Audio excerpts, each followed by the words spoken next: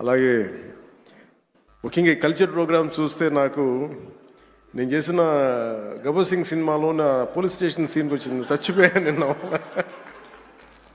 అంటే నేను ఎప్పుడు నా లైఫ్లో ఇన్ని దశాబ్దాలు అంటే మనకు కొంచెం మన అసెంబ్లీలో ఇన్ని దశాబ్దాలుగా ముఖ్యమంత్రి గారిని మన నారా చంద్రబాబు నాయుడు గారిని చూస్తున్నప్పుడు ఎప్పుడు ఆయన ముఖం ఇంత నవ్వుగా నేను నా జీవితంలో మనం ఎవరూ చూడలేదు.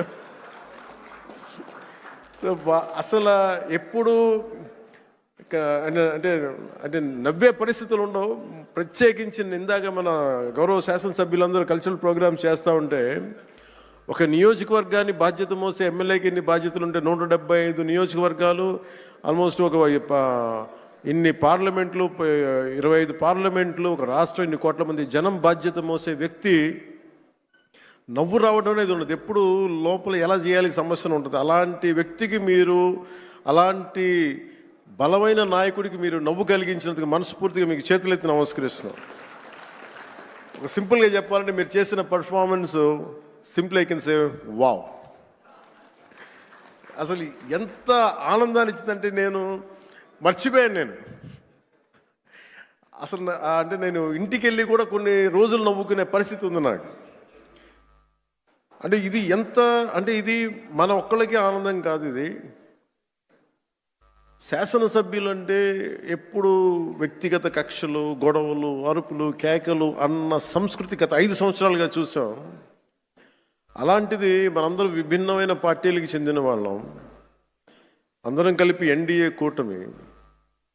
అలాంటి ఇదే వేదిక మీద అనుకుంటగా మన ఎన్డీఏ కూటమి మొత్తం ఆ రోజున పురంధేశ్వరి గారు కానీ నేను కానీ అందరం ఆ రోజున గౌరవ ముఖ్యమంత్రి గారిని ప్రతిపాదించినప్పుడు ఒక కొత్త ఆశ కలిగింది. రాష్ట్రానికి 5 కోట్ల మంది ప్రజలకి, దేశానికి ఒక బలమైన, ఒక సమర్థవంతమైన నాయకత్వం ముందుకు వచ్చింది నడిపించడానికని. ఈ రోజున సమర్థవంతమైన నాయకత్వమే కాదు, ఆనందాన్ని పంచే నాయకత్వం కూడా శ్రీ నారా చంద్రబాబు నాయుడు గారిలో చూసాం. అసలు ఇలాంటి వేడుకని ముందుకు తీసుకెళ్లిన వ్యక్తి సహజంగానే ఆయనలో ఉండే ఒక గ్రేట్ హ్యూమర్ ఉంటుంది, హాస్యశీలి.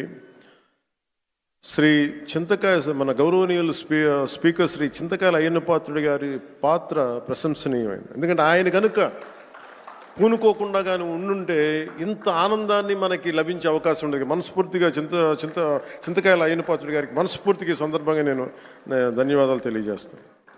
అలాగే గౌరవ అసెంబ్లీ చైర్మన్ శ్రీ కొయ్యి మోషన్ రాజు గారికి, అలాగే దుర్యోధనుడిగా మనందరిని ఆలోచించిన శ్రీ రఘురామకృష్ణరాజు గారికి, కమిటీ సభ్యులకి, స్పోర్ట్స్ డిపార్ట్మెంట్ అధికారులకి, కార్యక్రమాన్ని విజయవంతంగా నిర్వహించిన ప్రతి ఒక్కరికి నా హృదయపూర్వక కృతజ్ఞతలు. ఈ 3 రోజుల పాటు మన శాసనసభ్యులు cricket, tennis, shuttle, volleyball, kabaddi, athletics, tug of war అనే క్రీడల్లో ఉత్సాహంగా పాల్గొనే క్రీడా స్ఫూర్తిని ప్రదర్శించారు. నాకు దురదృష్టవశాత్తు ఏంటో నేను ఎప్పుడు నా క్రీడలు నాకు తెలియదు చిన్నప్పటి నుంచి కూడా.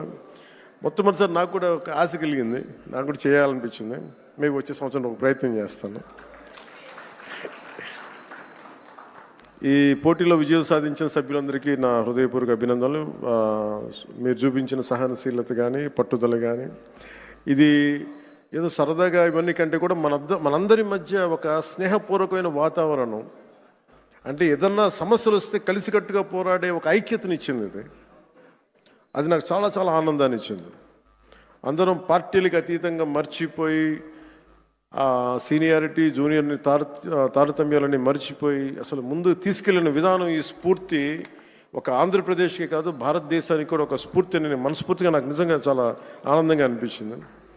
అలాగే దీన్ని ముందుకు తీసుకెళ్లిన ప్రతి అంశాన్ని ముఖ్యంగా ముందుకు తీసుకెళ్లిన మా ఎమ్మెల్యేస్ అందరికీ కూడా స్పోర్ట్స్ అథారిటీ, ఆంధ్రప్రదేశ్ క్రీడా సాధికార సంస్థ ఈ కార్యక్రమాన్ని విజయవంతంగా అందించిన సహాయానికి నా హృదయపూర్వక కృతజ్ఞతలు తెలియజేస్తాను.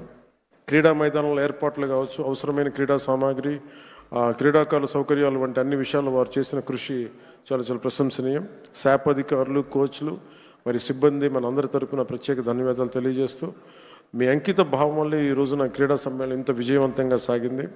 ఈ సమ్మేళనాన్ని విజయవంతం చేసిన ప్రతి ఒక్కరికి నా మనస్ఫూర్తిగా అభినందనలు తెలియజేస్తూ, ఈ పోటీలో పాల్గొన్న ప్రతి ఒక్కరికి నా ప్రగాఢ అభినందనలు తెలియజేస్తూ, విజేతలకు మరొకమారు శుభాకాంక్షలు తెలియజేస్తూ, మనందరం ఈ స్ఫూర్తిని ఈ ఆనందాన్ని ముందుకు తీసుకెళ్తూ ఈ ప్రజా సంక్షేమం కోసం, ఆంధ్రప్రదేశ్ అభివృద్ధి కోసం గౌరవ ముఖ్యమంత్రి గారి స్వర్ణాంధ్రప్రదేశ్ 2047 దిశగా అందరం అడుగులు వేయాలని, ఈ కనీసం నేను ప్రతిసారి పదే పదే చెప్తాను, ఈ ఆనందం కనీసం స్థిరత్వం ఇవ్వాల్సిన ఆనందం, కేవలం మనం ఈ రోజున ఆనందంగా ఉండటమే కాదు, ఈ ఆనందాన్ని వచ్చే కనీసం 1.5 దశాబ్దం పాటు మనందరం కృషి చేసి ముందుకు తీసుకెళ్తే తప్ప ఈ గాడి తప్పిన ఈ రాష్ట్రాన్ని గాడి పెట్టాలంటే కనీసం 15 సంవత్సరాలు కనీసం పనిచేయాలి.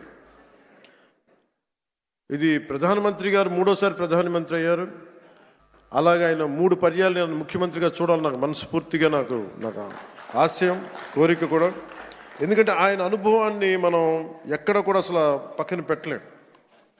సో ఆయన దగ్గర నేను మనస్ఫూర్తిగా ఈరోజు మరోమారు గౌరవ సభ్యులందరి తరపు నేను ముందు చెప్తున్నాను, ఆయన దగ్గర నుంచి నేర్చుకోవడానికి కానీ, ఆయన కింద పని చేయడానికి కానీ నేను అనుక్షణం ఎప్పుడు సంసిద్ధంగా ఉంటానని తెలియజేసుకుంటూ, నాకు ఈ అవకాశాన్ని ఇచ్చిన ప్రతి ఒక్కరికి ధన్యవాదాలు తెలియజేసుకుంటూ, ముఖ్యంగా మీరు ఇంటికి వెళ్ళేటప్పుడు మీరు చాలా అనుభవాలు తీసుకెళ్తున్నాను. ఇందాక గౌరవ ముఖ్యమంత్రి గారు కూడా చెప్తా ఉన్నారు, వారిద్దరు గౌరవ మన సుందరపు విజయ్ కుమార్ మన ఇంకో శాసనసభ్యులు ఇద్దరు చేసింది, రాలిపోయే పువ్వా నీకు రాగాలి ఎందుకంటే, నేను అది గుండెల్లో నింపుకొని కారులో వెళ్ళే వరకు, ఇంట్లో పడుకుపోయే వరకు ఈరోజు అదే నవ్వుతూ ఉంటాను. ప్రతి ఒక్కరు చేసింది అంటే మనస్ఫూర్తిగా మీ అందరికీ ధన్యవాదాలు తెలియజేసుకుంటూ, జయ ఆంధ్ర, జయ భారత్, జయ హింద్.